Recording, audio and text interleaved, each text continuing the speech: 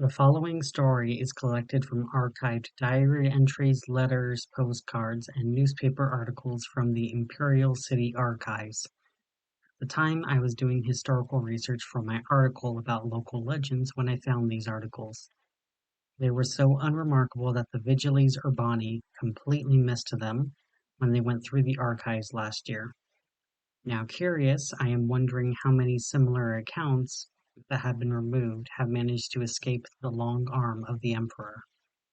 If this journal and newspaper survived then, what else survived the purges? I have many connections across the Empire, the Kingdom, the Republic, the Alliance, and even across the forest. I wonder if these connections will lead me to some answers that I've been seeking for a long time. The veil affects me just as much as everyone else. There's things in the world beyond my knowledge, but it doesn't mean I won't stop trying. I have compiled the journal and newspaper articles to create a cohesive narrative. Anywhere where I need to create clarification, I will. And at the end of this article, I will share my theory on what was living on the farm in the northern forest. February 15th, 2593 AUC.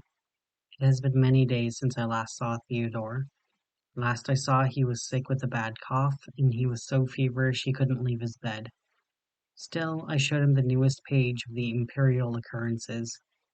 It was a story about a haunted snowman.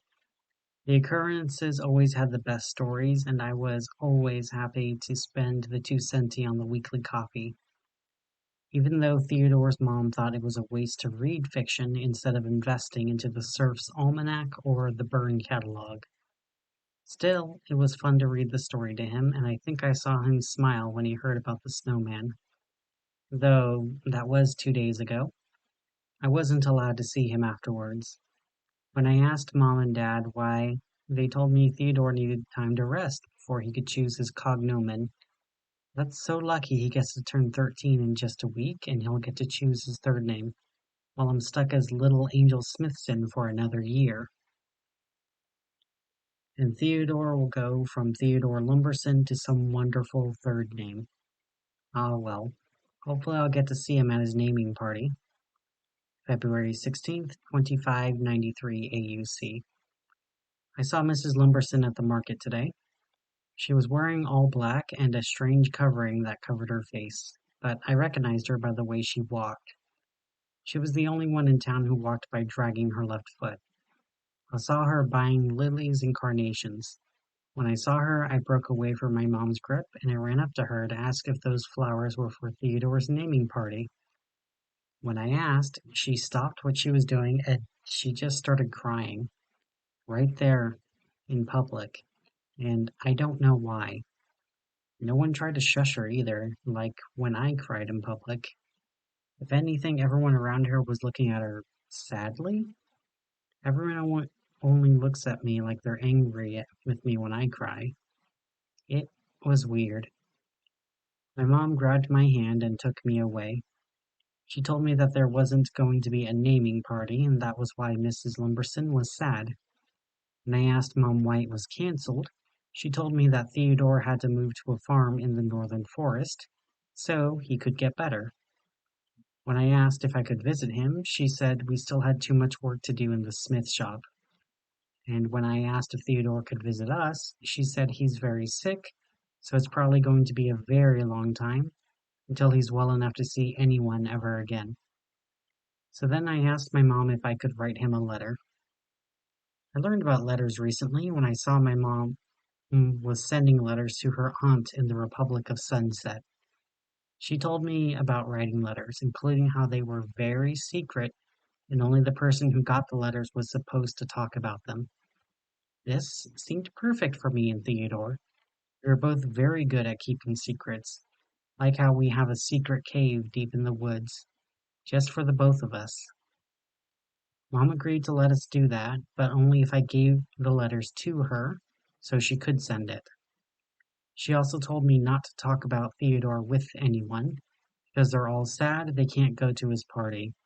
So it's better to just not talk about it, because it will make them upset. Just like when she told me it was rude to tell people that they're ugly or they smell, it was just as rude to bring up Theodore or his party. So, for now, I have to just ignore it until he gets back from the farm. Then we can have the naming party together. I can't wait. There's another new story in the Imperial Occurrences, so maybe I can mail it to him. The following letter was never sent. It was addressed to Theodore Lumberson, Northern Forest, February 29th, 2593 AUC.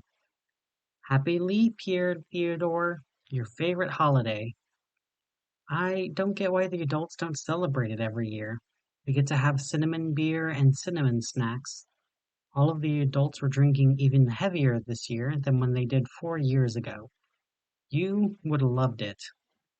My dad got so drunk he tried to get into a fight with Gertrude the goat. He lost. Badly. You think he would have learned last time when he lost the fist fight with Old Man L's farm. Your mom was drinking too. I never saw her drink before, not even when your dad ran away to Houston. When she was drinking, she was smiling, even if she cried while she smiled. I had seen many grown-ups do many silly things when drunk, but this didn't feel silly. It was sad to see her drinking so much and still crying, even while she was laughing. Something wasn't right about it, but no one would say what it was. When I asked Mom and Dad about it, they said it was rude to ask and to leave it alone. If they drink this hard during leap year, I don't know how hard they're going to drink during Feralia, or Saturnalia for that matter. I miss you, Theodore. I hope you're getting better. I saw your bed and things dumped outside your house today. Just dumped outside. Wasn't too long before someone took it away, but I don't like the fact your mom threw away your things today. What are you going to do when you get back? We'll have to make or buy everything again for you. I tried taking back your toy hedgehog. You know, the blue one with red wheels? The one we played with growing up? When I took it home, Mom took it out of my hands. She said it wasn't nice to take it. When I explained that Mrs. Lumberson left it all outside and everyone else was taking something, she said that it was not nice for me to take it. So she burned the hedgehog in the fire. That also made me sad, but she hit me when she saw me sad. She said that everyone else in town was already sad, so I couldn't be sad too. I guess we take turns on being sad now? I don't get it, but grown-ups are weird. I really miss you and I hope you get better soon. Write back as soon as you can. This letter was also never sent. It did have a clipping of the Imperial Occurrences included inside of it. July 15th, 2593 AUC. It's been a very long time, Theodore. Mom says you're still sick, so I should give you time to respond. I know the Northern Forest is a big place and the mail can take a long time, but surely 5 months is enough time, right? I still miss you, but no one mentions you anymore. It's almost like no one even remembers you anymore. Your mom moved away. I'm not sure where to exactly. When I asked how you would find her when you got better, she told me that your mom will come and get you. So I guess expect a visit from your mom soon? No one in town looks sad anymore. I still feel sad sometimes, but I learned not to let mom see it. She doesn't let me be sad, or she will smack me if she sees me crying or frowning. I can't help being sad sometimes. I miss you. I can't help but feel like my memories are fading. I can't remember the color of your hair or your favorite food, or quite what your voice sounds like. I guess it's normal to forget, but I don't want to forget too much. What if I forget what you look like when you come back? We'll have to start over at being friends, and that might take a long time. We would have to carve you a new hedgehog, new toys, and a new bed. But I will still be your friend. You are my only friend in town, and I promise that I will always make sure you have at least one friend in town, even if it's just me. Oh, you'll love this week's edition of the Imperial Occurrences. It tells a hilarious story about a gardener's garden deciding to start eating the gardener. It was so gruesome to read about how the roses were growing out of the skull's eyes, with the thorns scraping the inside, while the flowers covered the eyes so no one would notice the skeleton in the garden. They would only ooh and ah over how beautiful the sunflowers were, while completely ignoring the skeletons that made up every single flower and every single bush. Can you imagine a complete town ignoring death just because they liked the way the flowers looked? I hope you like the story. Sincerely, Angel Smithson. The following letter was sent from somewhere. However, the return address is only listed as Theodore Lumberson as the return address, and the sent address is only Angel Smithson. The stamp in the upper right-hand corner has a key overlaid with a torch, likely drawing a connection to Vanth, though that is just conjecture without further evidence. August 16th, 2593, AUC. My dear heart, Angel Smithson, I have gotten all of your letters. I have just been able to respond today, of all days. Things are well on the farm. I am no longer sick, and I will never be sick again. All of us here are always healthy. There's no illness, no pain. We only have happiness and joy. Always playing underneath a perpetual twilight in the land that the sun doesn't rise, more than a dim sliver to the far east. I have missed you too, more than you can ever know. It was like the heart was ripped out of my chest and left so far behind. An angel, you are my heart. I want to visit you, but alas, where I am now is far from where you live. Though I am certain you will join me some day, it doesn't make the ache any easier nor the pain any simpler. There is no pain here except what I have left behind. If you want to join me, I am sure that can be arranged. On August 26th, I can briefly visit you and bring you to the farm. There we can be together forever.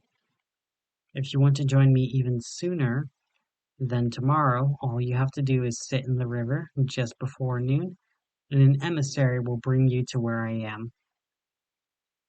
The following journal entry was waterlogged and had to be restored with careful effort. August 17th, 2593, EUC. I don't know what I did wrong. I went to our favorite spot on the river, and when we were there, I was able to see where we left our handprints on a stone in the middle of the river. During the winter, the mountains were mostly frozen, and the river was barely a stream, easy to cross and fun to play in. During the summer, the snow in the mountains melted, and the river was a lot higher. I could barely see our handprints on the rock, but I thought I could see it. And the best part? On the other side of the river, I could see Theodore. He was paler than I thought, but when I saw him, I remembered what he looked like. He has brown hair and brown eyes, and he has a crooked smile that was smiling wide as he gestured for me to join him. All I had to do was cross the river, and I would get to be with him. Taking my diary with me, I tried wading across the water. It was hard to keep my steps in the cold, rushing water, but I did my best. When I was halfway across, I put my hand on the stone, and I reached out to Theodore's hand. But even as I reached for it, seemingly only a lunge away, I lost my footing, and I slid into the river. I could see Theodore smiling even wider as I fell into the water, dragged downstream. Thankfully, I was able to swim. Dad gave me lessons after Theodore went to live on the farm. He was very insistent. But when I swam to the side of the river, where Theodore was on, I couldn't see him anymore. Where he was standing, there were wet footprints on the ground, leading to the part of the forest we're not supposed to go into. I disobeyed mother and father's wishes and headed to the part of the forest where children aren't supposed to be. Following his wet footprints, I found numerous stones in rows on the ground. On each stone was carved a name and a year. It was weird. I had never seen anything like it before. I thought graveyards were things that only existed in the pages of imperial occurrences. Even then, this didn't look like how they looked in the imperial occurrences. In that magazine, a graveyard had tall stones with names, birthdays, and dates of death. These stones were not carved into an oval. They looked like the famine stones kept in the river during the years of drought. Smooth, small, and made out of all kinds of rocks. And the dates, I wasn't sure if it was a birthday or a death day. What I did know was that Theodore's footprints led me deeper into the field of stones. I followed the footsteps even deeper, and on the far edge I found a stone that had a single name on it, Theodore Lumberson. Unlike every other stone in this field, there was no date on it. This was where Theodore's footprints led, to the dirt. I was just now starting to grow grass over it. There was no way to disturb it without digging, but a piece of me thought he was down there, in the dirt. Only dead things get buried. My friend has to be dead. I will talk to Mom about this tomorrow. August 18th, 2593. AUC. Theodore isn't dead. He can't be. I asked Mom and Dad about it at breakfast. They kept telling me he wasn't dead. Even when I asked about the field of stones, they told me it was for people who left the town. The date on top is when they come back. When I asked about seeing Theodore, they told me it was either a boy who looked like him or my imagination. Theodore was in the northern forest, hundreds of leagues away from us. They must be right. My parents would never lie to me. If he was dead, he would tell me that they wouldn't keep a secret like that from me. I know that. And today I found another note from Theodore. This note was not in the archives. It told me that if I want to see him, I have to head to the coal mine today during lunchtime. Theodore found a special place for us to play where no one would ever find us. That sounds amazing! Just like the cave in the woods we have that no one else has ever found. We can spend all of our time playing and it will truly be a lot of fun. And Theodore said once we are done playing, I can join him on his farm in the northern forest. I don't know if Mom and Dad will let me go, but I will ask them after I meet Theodore. This will be so much fun. I can't wait to tell you all about it. This is the last entry in Angel Smithson's diary. What evidence we have comes from two different sources. An article in the Central Hill Gazette and a letter sent to his parents from Angel Smithson in the form of a postcard.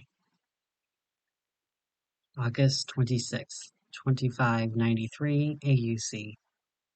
The search for young Angel Smithson came to a close this Wednesday when a body believed to belong to the young child was uncovered by coal miners in the Central Hill coal mine. The child went missing on Thursday, August 18th, when the young child was last seen heading into the coal mine for unknown reasons. Search parties were sent out late that night when he did not return in time for supper. By the time coal miners uncovered his body, he was believed to have been dead for hours. Evidence shows that he was in a hidden chamber of the coal mine, and when rescuers got close, he was dragged deeper into the mine by an unknown assailant, judging by the scratch marks made on the tunnel walls. Coroner also found rotten meat and foul blood in his stomach, That was believed to have been what he had consumed over the past 8 days he was gone. What makes this especially odd was the chamber he was found in was half flooded, and another bloated body was found with him. The body could not be identified, but is presumably a young boy likely 12 to 13 years of age upon his death. What makes this case particularly disturbing was this body had large chunks of flesh chewed and bitten out of it. This is most likely the poor boy's only source of sustenance for his missing 8 days. In a cruel twist of fate, even if Angel was rescued for breaking the Empress's laws regarding cannibalism, he would have been put to death for his crimes against humanity. Instead, his body will be kept in a charnel house in Vinland, where it will rot for all eternity, with all of the other filth and scum, per the laws of our great Empress. The following letter has the return address of 1559 Hell Street in Vinland. The exact location is a charnel house that is still standing today. This is believed by some to be a hoax. And as for me, I don't think it's a fake. February 15th, 2594, AUC. Dear Mother and Father, do you even miss me? Do you even care that I am gone? The fact that I remain tells me that you will not accept the fact that I am gone. So maybe you do care about me. Or maybe you never noticed, and that's why I'm still here.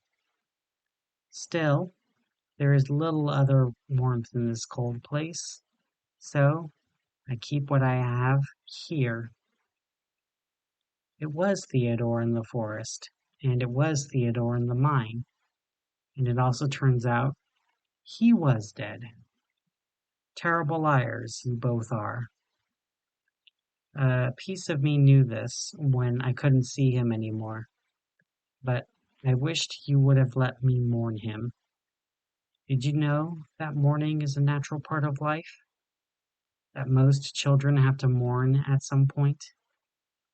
Did you also know that if you don't let yourself mourn, you can't truly heal?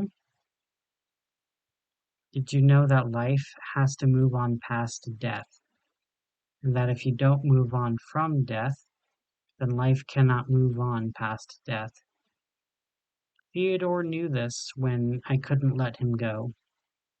He had hoped I would eventually learn and I would mourn him. But in time, he decided he would rather have me to play with him forever. When you are like what he is, you want the ones who still mourn you to join you. You lose all patience. You can't wait a lifetime for your friends and family to join you. Your heart is cold. Your breath brings no life and no joy. You learn to stop breathing because it brings you nothing. Food only rots in your mouth, and water freezes long before it reaches down your stomach. Music is only noise to me, and the stories I read only bring shadows to my mind. You feel so lonely. Among the dead, you're the only one who still moves, and no one even notices you. Among the living, I am even lonelier than I am among the dead. I have nothing in common with them anymore.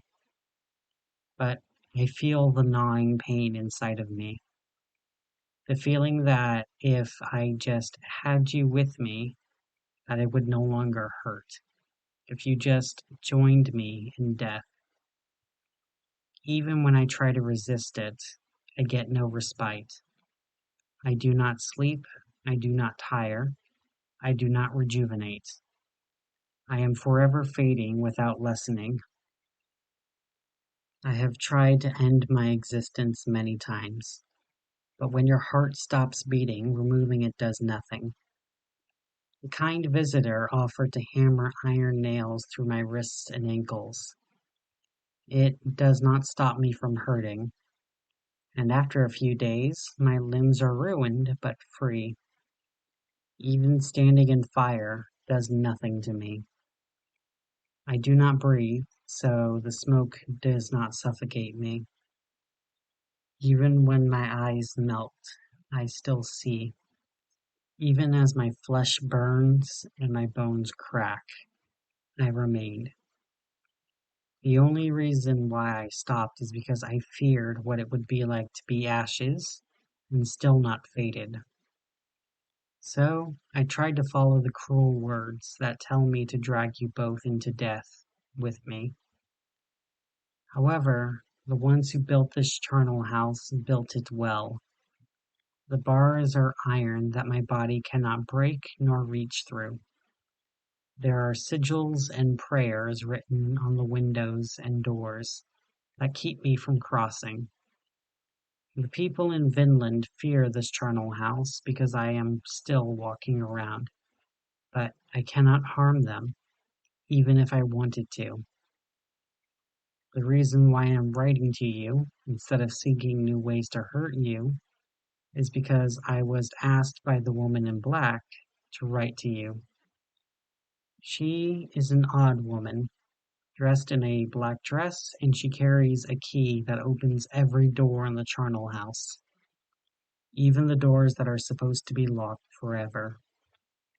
And when she saw me curled in a corner, she carried a torch, and when she saw who I was, she sat with me, lying her torch down between us. She asked me to tell her my story, and that was what I did in the light of her torch. I told her the story of my life, from birth to death. Every embarrassing moment, every joyful moment, every secret, and every shameful tear. In the light of her torch, I could feel everything again, and I felt warm when I was near her. I would have called her an angel because of her wings of white feather, but she's not like the angels in your stories. She doesn't cover her face. When I finished, she told me that she could carry me to what comes after. What she describes sounds scary. Journey further west than the sun can set. Then I would stop at the mausoleum just before the sunless lands, where I would face judgment, and when I faced judgment, I would go to where I was supposed to. However, Vanth, the woman in black's name, told me that my pain would end, and I wanted to refuse. She asked me what I was waiting for here, and that was when I realized the only thing keeping me here is the fact you aren't willing to mourn me and let me go. Theodore had a similar choice once upon a time, and he chose to stay and to drag me into death with him. I have no anger towards him. I am where he is now, and I understand why that is so tempting. However, I am going to be strong, and I will make the choices that you could never make. You won't let me go, so I will still move on. I asked Vance to carry my letter to you. Apparently that is a role she plays, delivering letters to places they cannot normally reach. I hope you both can mourn and let me go, but this Lourn will linger no more. Signed, Angel Smithson Mortis. The creature that both Theodore and Angel became after death is known as the Lingering Lourn, a lonely type of undead with the soul stuck in the remains after death, when the loved ones of the Lourn refuse to mourn or accept the death.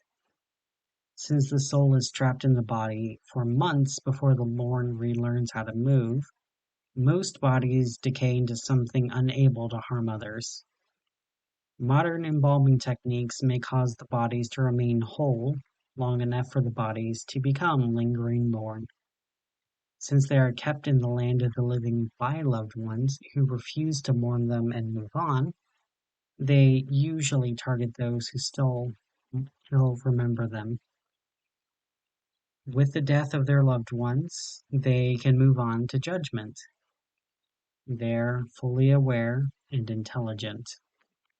However, months of pain and paralysis can change their personality into something that is barely recognizable as who they were when they were alive. They are vulnerable to holy sites, regardless of faith, as long as it is genuine.